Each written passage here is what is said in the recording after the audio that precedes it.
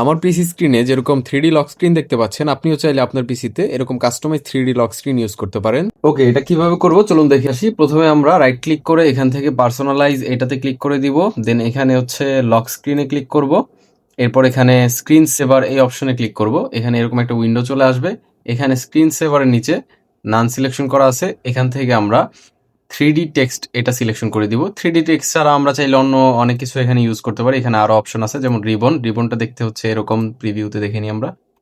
এটা দেখতে কিছুটা এরকম লাগবে। এরপর হচ্ছে আমরা চাইলে যে কোনো ছবি ইউজ করতে পারবো, অথবা আমরা চাইলে এইটা ইউজ করতে পারবো। এটা দেখতে হচ্ছে এরকম, অথবা আমরা চাইলে এখান থেকে বাবলস ইউজ করতে পারবো, এরকম বাবলস দেখা যাবে। তো আমরা যেটা 3D ইউজ করতেছি সেই 3Dটা দেখি। ফার্স্টে হচ্ছে 3D টেক্সটটা সিলেকশন করে নেব, দেন এখান থেকে সেটিংসে প্রেস করব। এরপরে আমি এখান থেকে SSCTC দিয়ে দিয়েছি। আপনারা আপনাদের মতন করে যে কোনো কিছু এখানে কাস্টম টেক্সট লিখতে পারবেন, দেন এখান থেকে টাইমও চেঞ্জ করতে পারবেন। এরপর আমরা এখান থেকে ওকে দিয়ে দেন অ্যাপ্লাই করে ওকে দিয়ে দিব। যখন আমাদের পিসি লক হয়ে যাবে তখন কিন্তু ওই স্ক্রিনটাই আমাদের সামনে শো হতে থাকবে।